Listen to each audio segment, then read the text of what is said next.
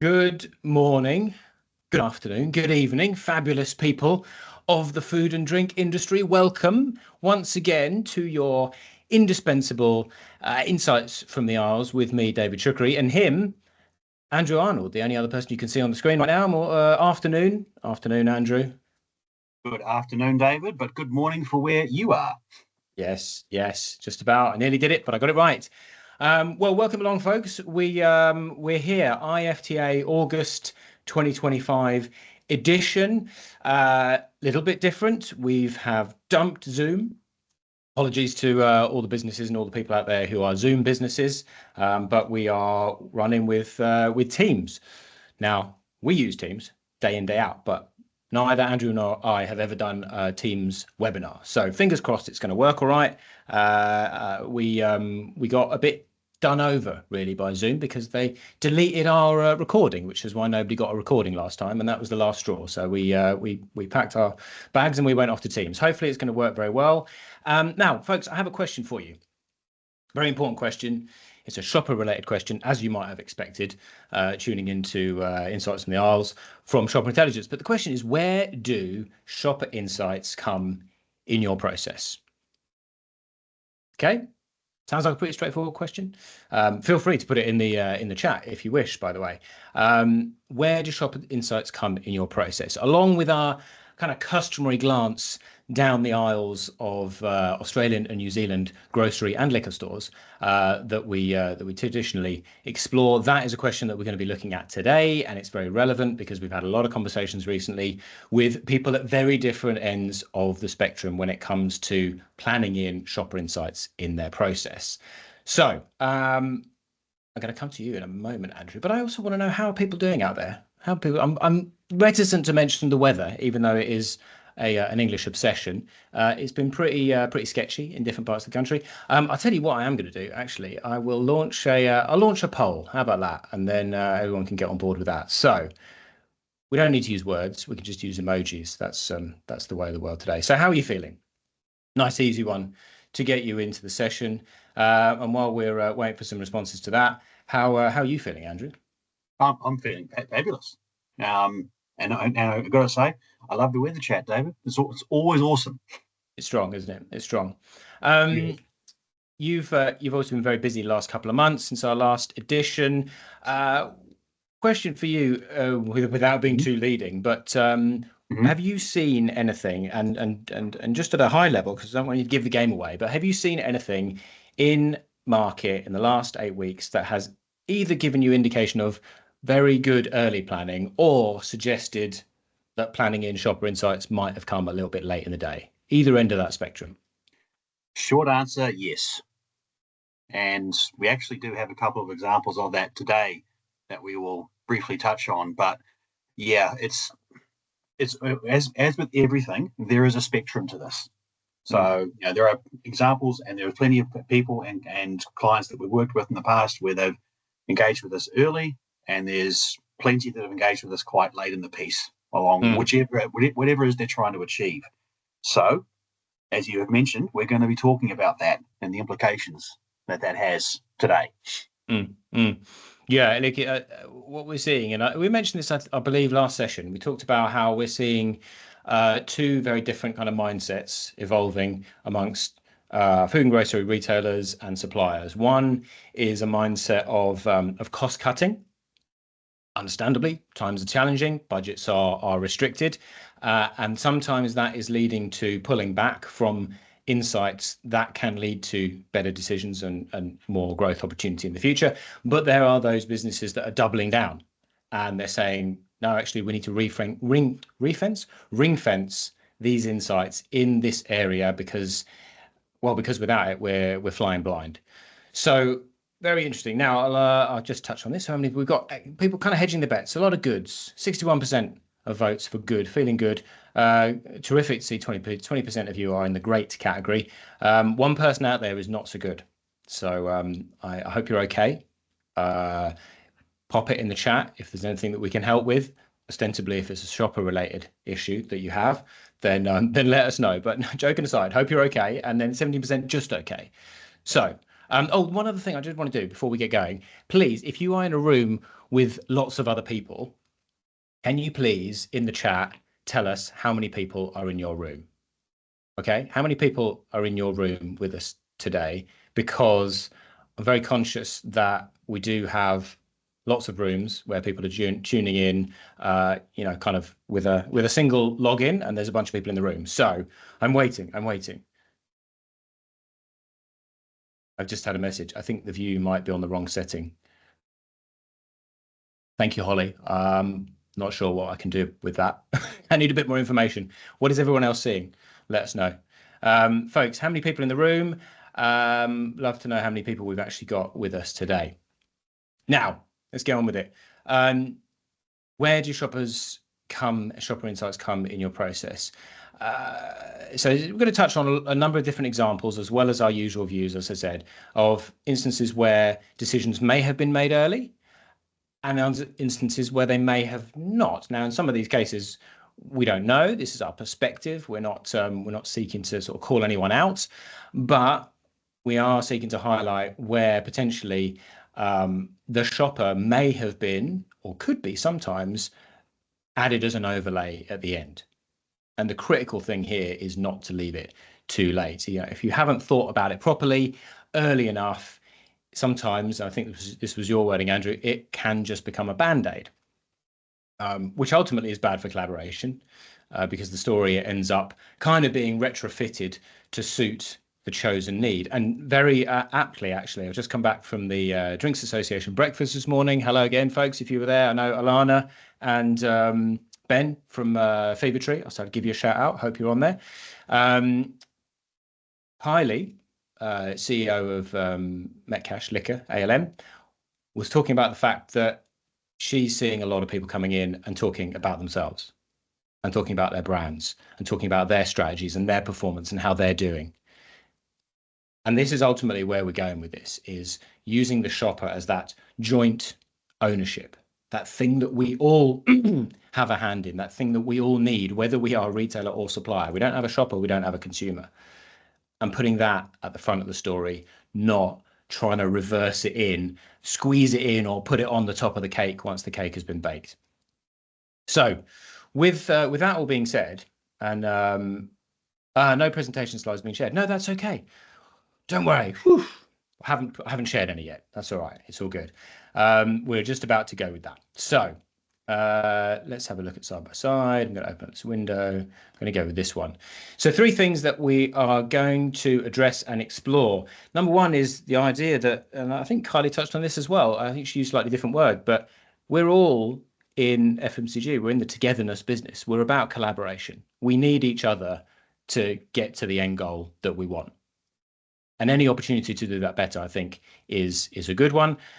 Any opportunity to plan earlier tends to invariably lead to a better win and a better result. And last but not least, I'm going to explain what on earth I'm talking about with the is there a spoon? If you watch your movies, you probably already know what I'm referring to there, but won't dwell on that for too long. What I will just jump onto is this one. Now, we talk about this one a lot. And I want to throw this poll out again as well and just do a little temperature check, folks, of where you are, a little barometer of sentiment. These are, broadly speaking, 3 different places that you can play. Okay, you can start off on the left. You can do the whole sophisticated selling piece where you start with your brand, you do that little bit of razzmatazz category stuff at the end, and you go and try and sell into somebody. In the middle, it is what it says. It's parallel thinking. There is brand thinking and there is a category plan, but they're not really talking to each other. They are moving in parallel, and the end result is you go and try and sell to somebody. The best place to be, generally speaking, I think you'd agree, is when you get to joined up planning. And the way to achieve that and to act on that is by putting shoppers at the heart of the conversation. That's where your brand thinking feeds in. That's where your category thinking goes. And that's how you get alignment with the retailer or indeed with your trading partners in general. So tell us, if you will, if I can find the poll. Where has it gone? Here we go. Where does your organization spend most of its time, do you think? Hopefully that's launched. Can you see that, Andrew? Yeah, it's launched and right. votes are coming in. Okay. So Terrific. it seems, just as an aside, David, it seems that the issue has been resolved because you're now on the screen. Okay. But also, just if anybody is having trouble when there's no presentation slide on the screen, there was something highlighted by Hayden, where if you go up and click on View and right-click on and highlight Speaker, then you won't see the tiles. You'll just see just whoever's speaking at the time. So if you're having trouble, just use that function. Apologies, we're all working it out. As David said, this is our first Teams one, so we'll get better. We will. There's a lot of options. There's a lot of different ways. Some things you can control as a participant. Some things we can control. Anyway, we'll get there. But thanks for letting us know. Now, ultimately, of course, you don't want to do too much sophisticated selling. You don't want to do too much parallel thinking. What you want to try and be doing is spending as much of time as possible in the joined up planning phase. Now, I'll tell you, the good news is that this has changed somewhat since last time. Oh, I think this is coming up on screen. Well, that's exciting. Didn't want to do that. So 43% of people now saying that they're in the parallel thinking stage, right in the middle there. Brand, category, moving along together. Good. It means category planning is starting earlier. It means that category-led thinking, that shopper-centric thinking, hopefully is starting earlier. This is really interesting, though. 33% of you today saying that you feel you spend most of your time in the joined up planning phase. That's fantastic. Pretty big step on, because the last time we asked this question, it was about 10%. So this is terrific. A lot of people moving in that direction. And what you're going to hear about more today is how we can continue to move in that direction. So what I'm going to do is reshare, because it stopped sharing. And I'm going to go over here and I'm going to say, Andrew, give us a little hit of what you've seen in stores in pet, will you? Absolutely. Now, this is an example of something where there probably hasn't been a lot of shopper input or consideration of shopper needs, in my opinion. When I saw this example in stores about probably 3 or 4 weeks ago, however long it was. Now, this is the pet food aisle. This is where I saw 4 different activations happening at the same time in one store. And while there's nothing wrong with there being 4 different activations happening in a store at any one given time, especially in the same aisle, there's no necessarily bad thing about that. The messages were all conflicting. So it did very much give the impression of what actually is this aisle trying to tell me at this point in time, which of these messages is actually the right one.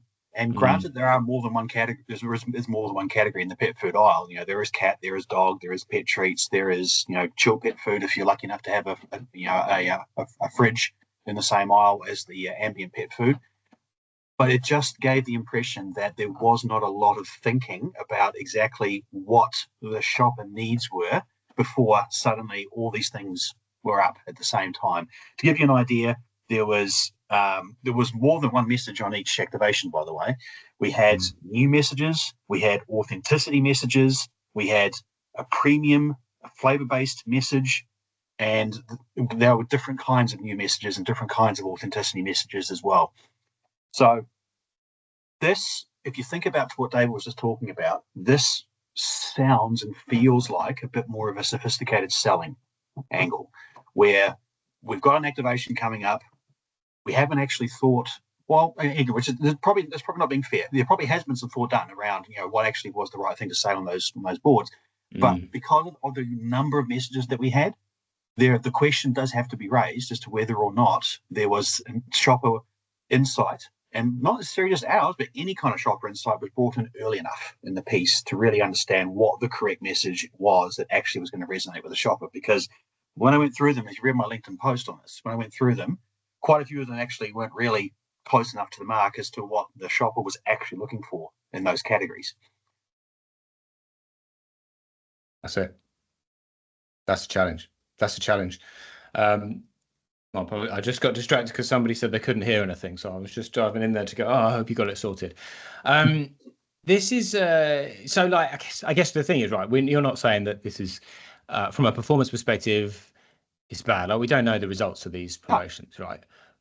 But what we do know is that there are a significant proportion of shoppers in a lot of categories, and I know this is the same in New Zealand, that are looking for they're not looking for an austere experience, but they're looking for a simplified experience. Is that fair to say in New Zealand? Yeah, it's fair to say. It's fair to say. And when you have a large number of activations in any given place, because if you're thinking of a supermarket aisle, it's not, in some stores that's not a very long piece of real estate, and some it might be quite a lot, right? But this was in a New World, which are not necessarily the biggest stores. So having 4 in the space of about probably 20 meters, then they need to be right. It's a lot. Because they need to stand out. And like I said, some of them were okay. Some of them, it just did not strike me that there was going to have much chance of success. Now, again, I don't have the sales numbers. They could have actually all worked. But the question would be is that if the shopper had been involved, and I'm not saying necessarily us, but just any kind of shopper inside had been involved earlier on the piece, could the success have been greater? And I mean, I could speak from personal experience. It was a few years ago now, more than I care to remember. But being a buyer, looking to lap last year's results, having a higher target to hit, having supplier 1, 2, 3, 4, 5, 6 knocking on the door saying, "What about this deal? What about this offer? This is what your shoppers are looking for." It's a hard game. It's difficult to manage. There are a lot of different pressures, internal as well as external, and this is why pulling the thinking back and going, okay, at an early enough point in the process, and we'll talk about this in a minute, wherever that is, let us understand really clearly what it is that my shoppers want and need and expect and are looking for in the category. And I give you a really great example of this. I was talking to a supplier recently, and the notion of a category planning process, integrated category planning, came up, and there was a suggestion that shopper would be really handy, maybe 3 or 4 months. Shopper Insight says would be really handy 3 or 4 months kind of into the process when we start talking about promotions and deals and shelf specifics, and there is value at that stage, but actually the real value is when you pull it forward 3 or 4 months and you bring that onto the table at the start before those decisions have been made, before the promotional plan is laid, before we even go into, well, what's the right message, what's the right mechanic? You go, where is my shopper's head at when they're shopping in this category? Isn't that the crux of it, Andrew? Yeah, it is the crux of it, right? Because there's a couple of if we give examples of this particular thing right here. There are a couple of new products that have been launched in this aisle on this day that I was there, and there is absolutely nothing wrong with launching new products. But the question has to be asked, is the actual message that the new product is trying to convey through the shopper marketing tool that is being used, is that the correct one? And if you bring in shopper too late in the piece, then you actually haven't really designed the product to begin with. And again, I understand that sometimes products are things that just simply arrive from overseas because there's global requirements and global mandates about what things should be and what they shouldn't be and all the rest of it. But if there's any way to influence the way that the product is actually made in the first place, the message that it's trying to convey, and the kind of pain point you're trying to solve, shopper needs to be involved a lot earlier than just when you're about to call up Cartology or call up Precision Media and say we need to get a flanner installed. I think you've answered it to some extent, but Julie has actually said, can Andrew share what he would have done differently? Yeah, exactly. Now there's two answers to this question. Firstly, from a category manager at the retailer point of view, I wouldn't have put 4 things on at the same time. I mean, that's the first thing I wouldn't have done. Now, again, whether there is the freedom for the category managers to actually be able to push back on that kind of stuff, that's probably a difficult question to answer. But my first gut reaction would be that there shouldn't be 4 things that are really quite different in their approaches happening at the same time, because that just induces shopper confusion. But the second piece of the answer is, if I was on the manufacturer side, I would do exactly what I just said about a couple of minutes ago. I would have brought in shopper insight much, much earlier in the piece to understand what the product is that I'm actually trying to launch. Is it right? Is it fit for purpose? And that then flows into how you talk about it. Yeah. Now, again, this might have that in it. Yep. Yep. Because I don't know what was, how things actually panned out in regards to that product or either one of those products. But the point is that when you get this many conflicting messages on shelf in a store at that time, it just screams confusion. Mm. Mm. Yes, yes, and that's the key thing. I think just let us be clear, as we always state, this we're not trying to pillory anyone or gun anyone down a particular category. We're just using this as a platform to have an open conversation. So hopefully that's all cool. But the other thing that just to close on this one, then we'll move on, is the idea that this is these are interesting signposts, interesting pieces of disruption, you might say, in a category. And then in other categories, we see very little. And so there's definitely an opportunity here to work as partners, retailers and suppliers, to go, where do we need more of this and where do we need less of it? Because generally speaking, if we listed all of the categories from 1 to 180, and what are you in New Zealand, 120. 120 that you track in New Zealand, 180, 190 in Australia, there'll be an order of highest demand for information, in-store theatre, excitement, offers, on all those metrics, all the way down to the bottom. You could probably even cross 2 or 3 of those together and come up with something very interesting. And that would give you a very good proxy for, okay, where do we need most of this and where do we, relatively speaking, need less of this? And I had another example in my mind and it's just escaped my mind completely, but I will turn to this one. So we've got Juan. Juan has just joined us. Welcome along, John. Juan, joined us. Juan, I'm getting a bit mixed up here. Juan has just joined us a couple of weeks ago, and he's having a lot of conversations with people out in the industry like yourself in terms of how can Shopper make a difference to your life and help you hit your goals. So welcome along. And in fact, he is commenting heavily, I can see now. There's also one from Nancy I wanted to pick out, Nancy Truscott. Many of you know Nancy. She commented very accurately that things are very different from channel to channel. So what we see as a necessity and a need from a shopper in grocery may be very different from pet specialty. That has just reminded me. Thank you, Nancy. Inadvertently reminded me what the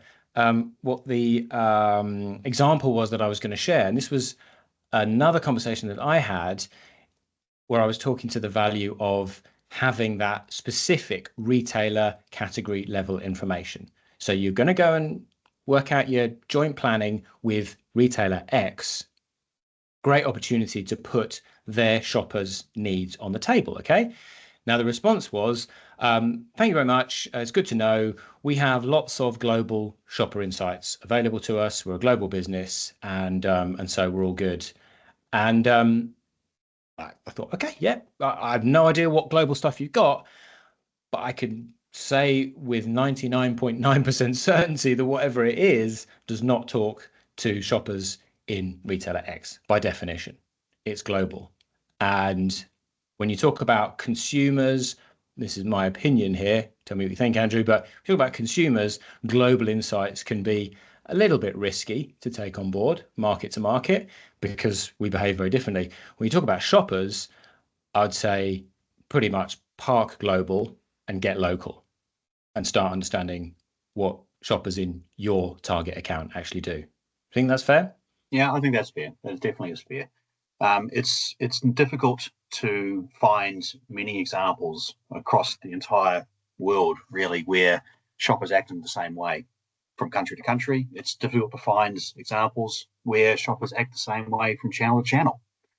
And in some cases, it's even difficult to find. Well, it's not difficult to find, but there are, not as many examples as you might think of shoppers acting the same way from banner to banner.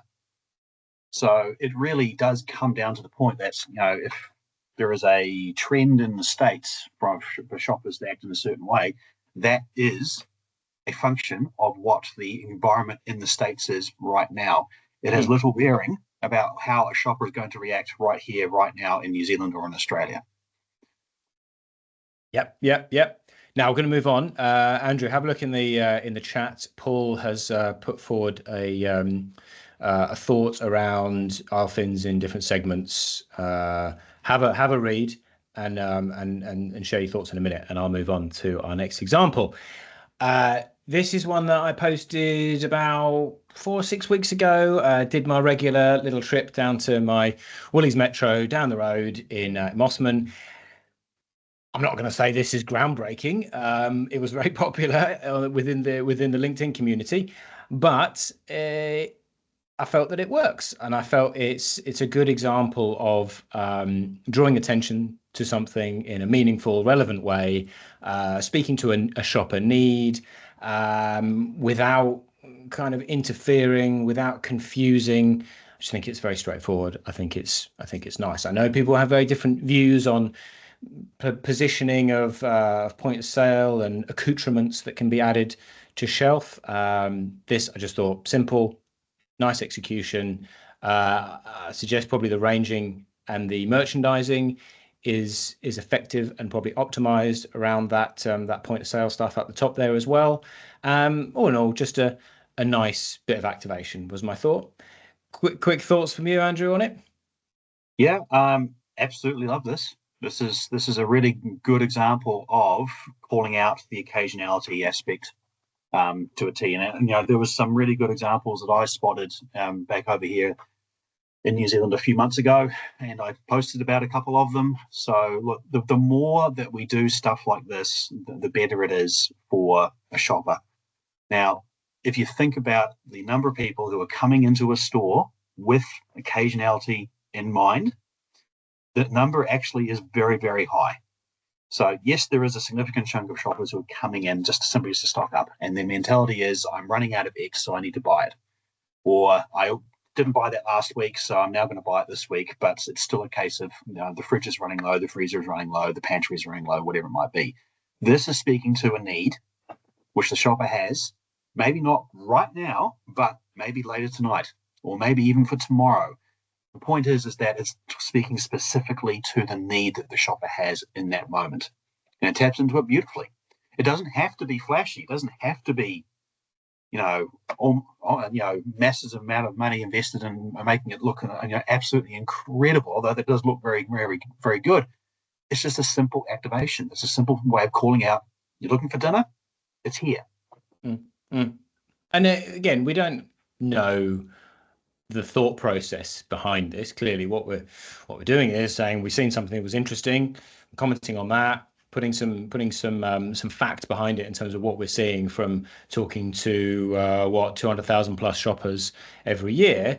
I'd say there are some examples that you have. I know, Andrew, of where you're definitely seeing that kind of thinking earlier in the piece, right? Coming in earlier in the process, which this probably is, right? I don't suppose this was like, oh Jesus, we need some stuff in store. Let's push it out.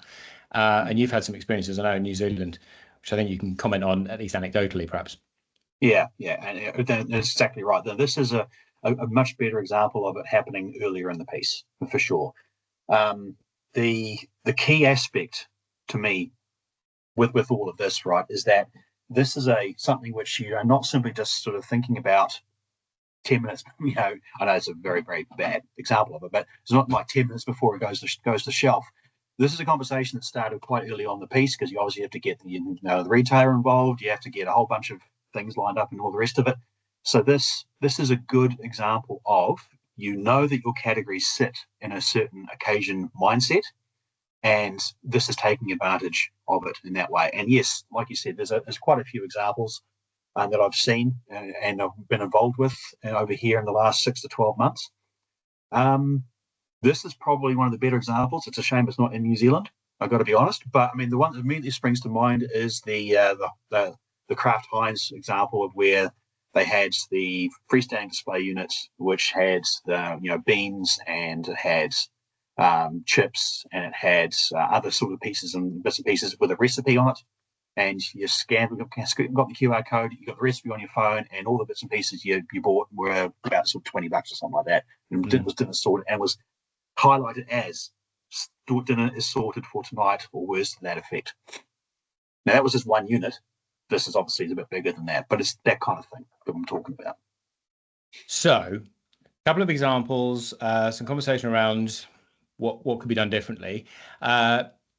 Let's get specific about what could you do if you're not doing it today that would allow you to bring the shopper into the conversation and bring the shopper into focus, your shopper into focus earlier in the piece. We'll do the what, and then Andrew, think about, I guess, the how. How do you do it? What kind of physical setting needs to happen? Workshop. We'll come to that in a minute.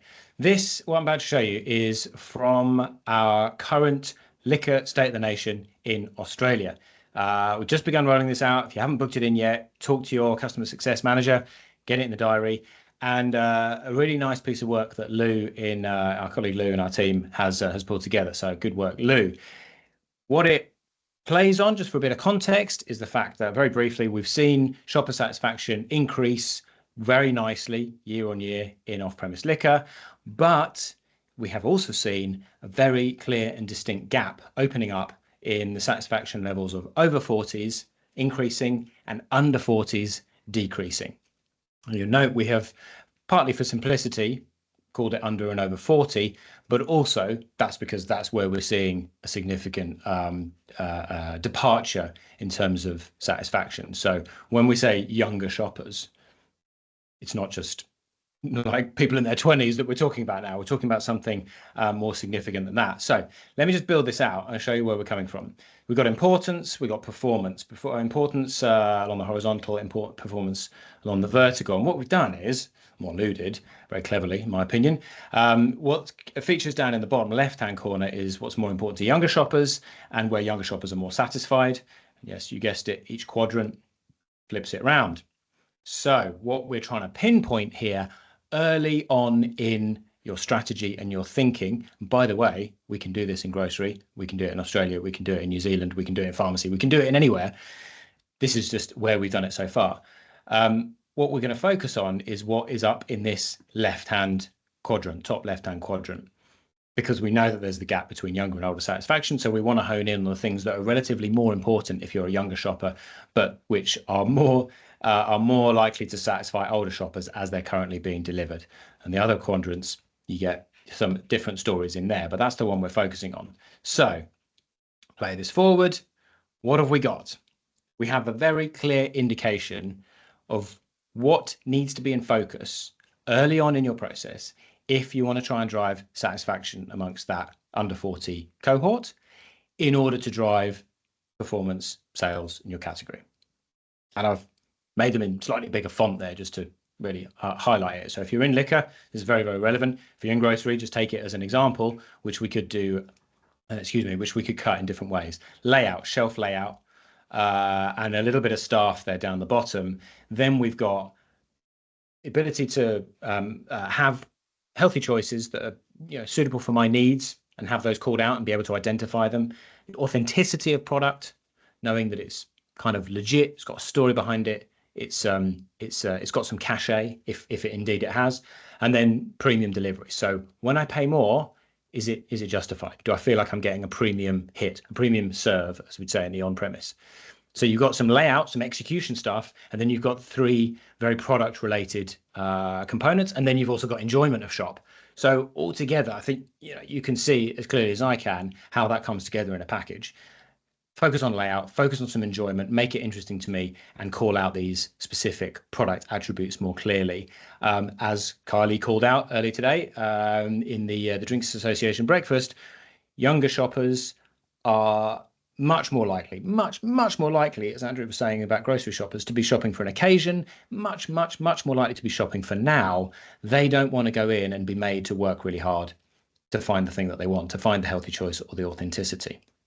So loads more. I could talk about that for a long time, but I'm using that as an example, a representation of how you get granular, how you get to know your shoppers' needs long before you start talking about promotional plans and the minutiae of what goes into the range. This is about, okay, what does the range need to look like in order to hit those factors, hit the right marks to drive satisfaction? Thoughts, Andrew? Yeah. The overwhelming thing I just want to say about this is that the more you know about what actually is ticking, up here in shoppers' noggins, before they've even gone into a store or any of that nature, the things that actually get them out of bed in the morning, the more you know about those sort of things, the better place you're going to be able to do and create a plan both an internal plan for what you want to do for your business, but also in regards to your relationship with retailers and what you want to execute and all the rest of it, the better position those plans are going to be for success. You basically, if I do a little bit of an analogy, you don't go hunting for treasure without a map. So why would you just start digging holes in the ground unless you've actually had a really good idea about where X actually marks the spot? That's kind of what we're talking about here. And I'm not saying that, and again, this is not calling out anybody. This is not saying that there is a massive problem here. It's just simply highlighting the fact that we know from experience that clients, suppliers, and retailers that actually start thinking about shopper insight before they start doing their key planning, they get better results. Satisfaction increases, sales increase, all those metrics that you can track, they all get better over time.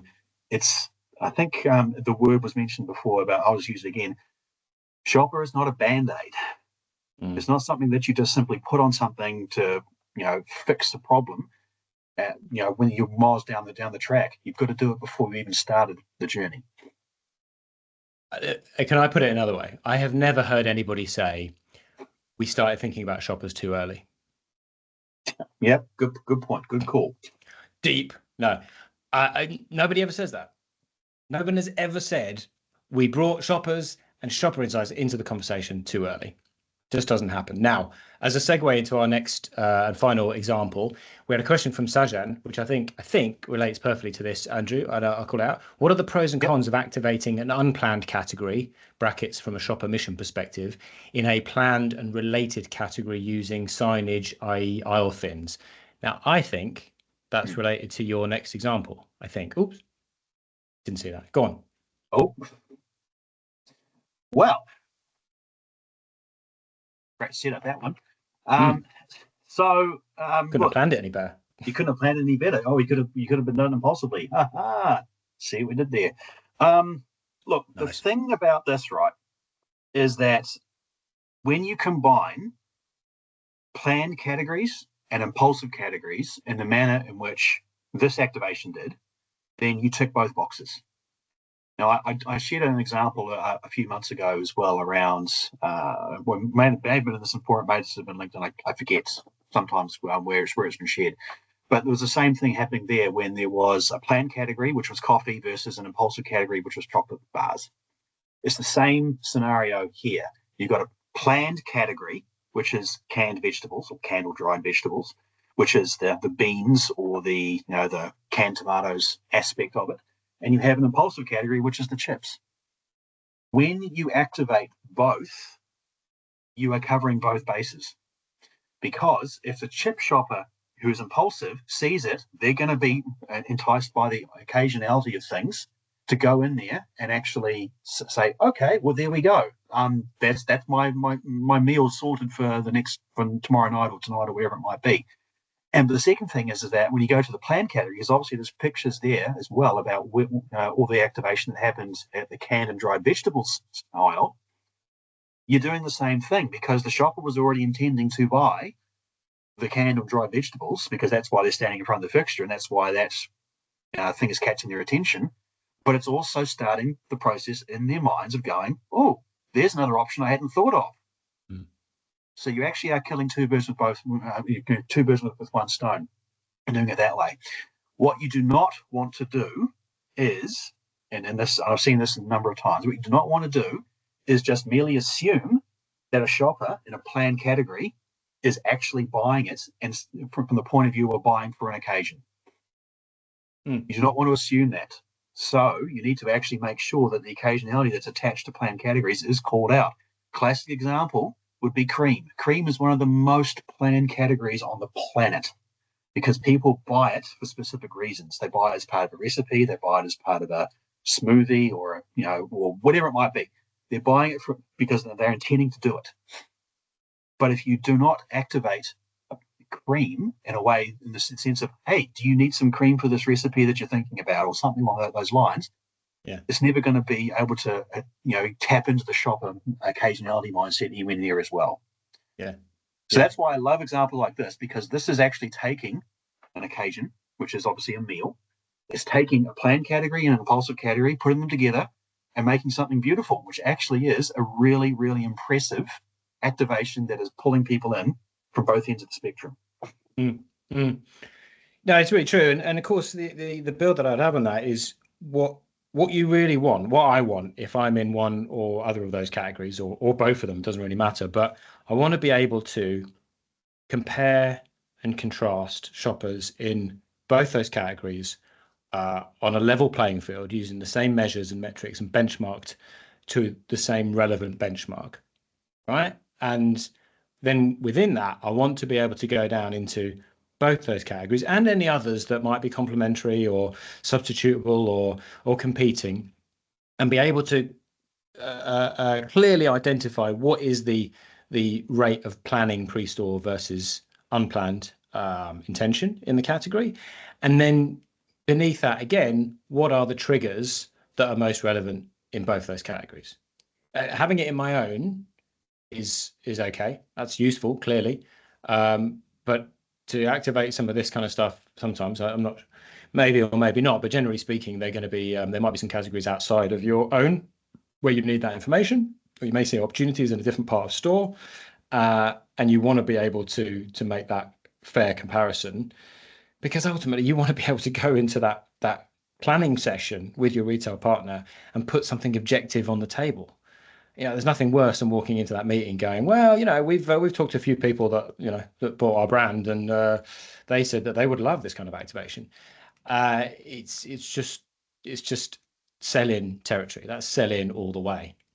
The objective, the alignment happens when you get into a workshop scenario early enough in the process that you can have a clear, objective, open conversation that says, okay, let's put all the shopper insights on the table. Let's understand with all of our other data sets, by the way. I think we always mention this. This is not about dealing with this in isolation.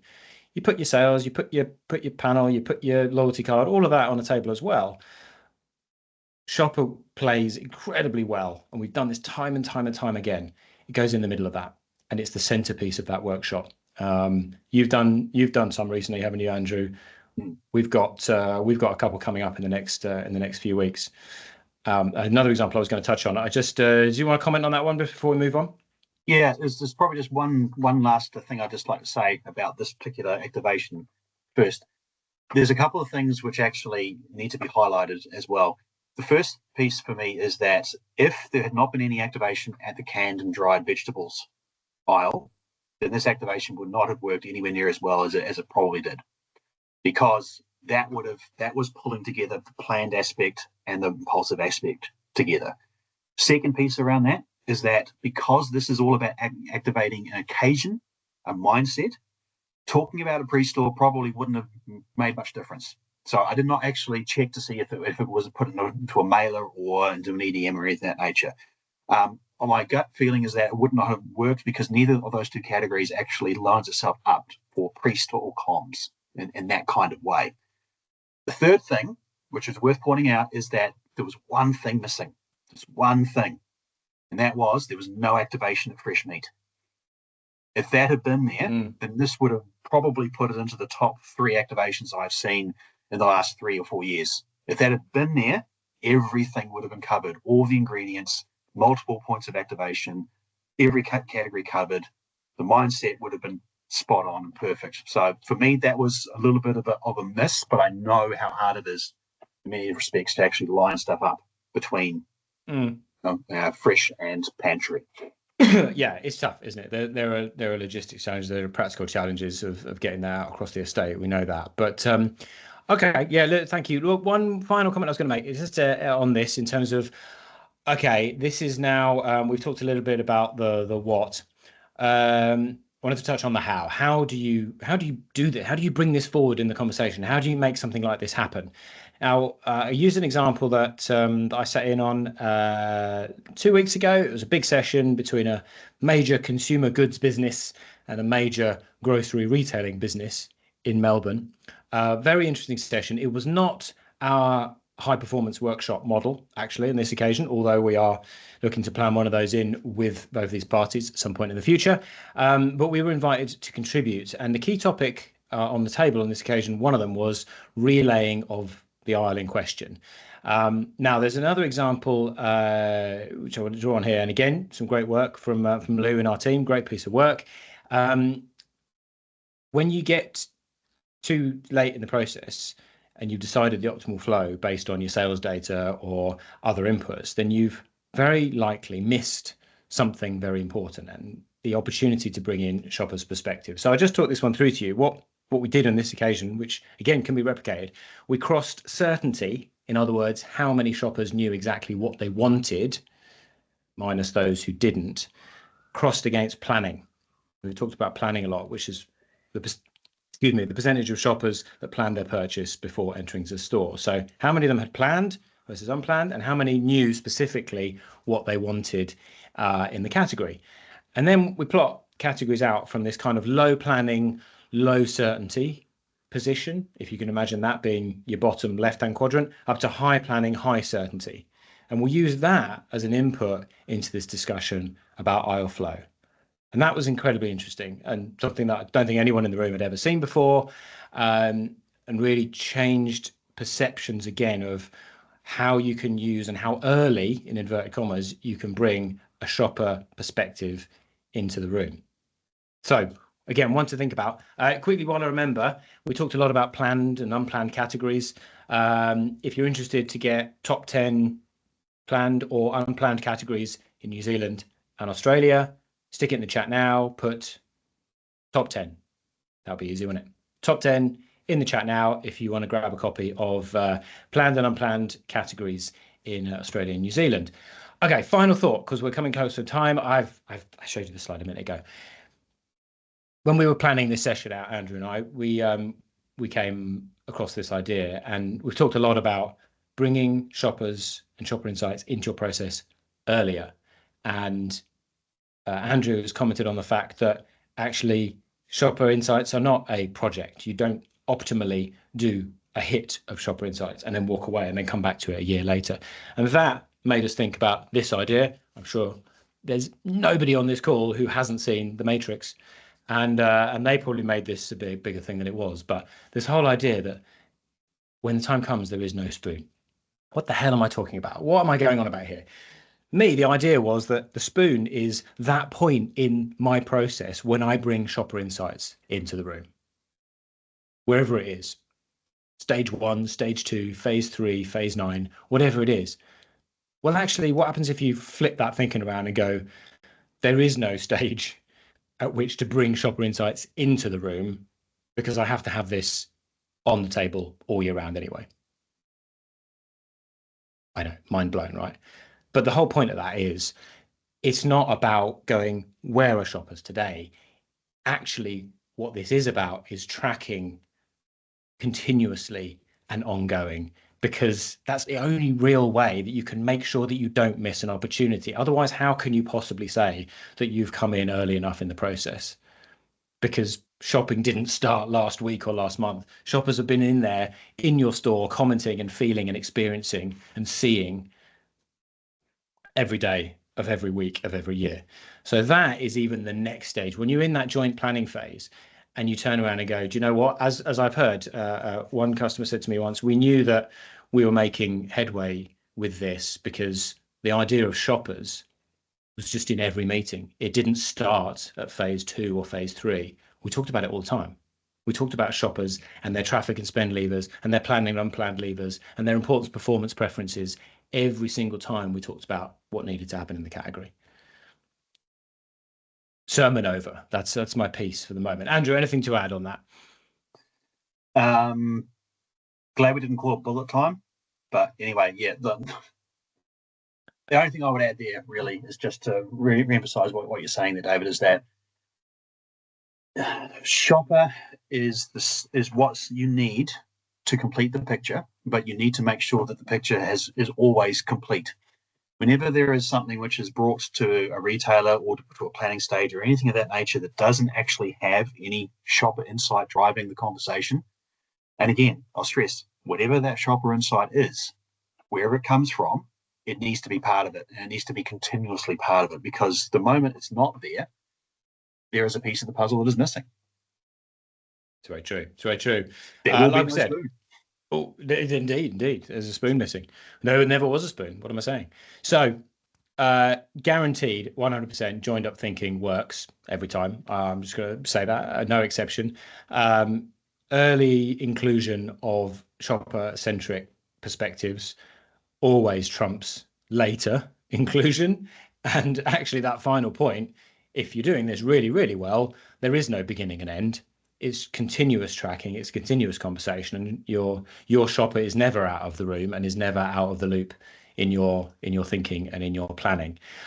We'll leave you with that, folks. I hope you enjoyed it. Please give us some feedback on how Teams has gone down. Top 10 in the chat. Also, if you have any other perspectives or anything else you've seen in store that you'd like us to go and have a look at, then if it's feasible, we'll go and try and take a photo and stick it on LinkedIn and see what happens. Your example might appear in a future IFTA. Also, if you feel like you are in the sophisticated selling space more than you would like to be, or even the parallel thinking space, then drop us a line. You can either reach out to one of these two follicularly challenged individuals, or one of the other members of the team, Juan and Nancy. And last but not least, if you do want to get involved on LinkedIn, then scan the QR code, follow us, and you can have your say early. And then that, in its own turn, will shape some of the examples that we bring to the fore next time round. Andrew, a pleasure as always, mate. Take it easy. Same from me, David. Pleasure to be here for everybody. Great to have the chat. Keep the conversation going, and we will see you next time. 8th of October, in fact, in the diary. Take care, folks. See you soon. Bye-bye.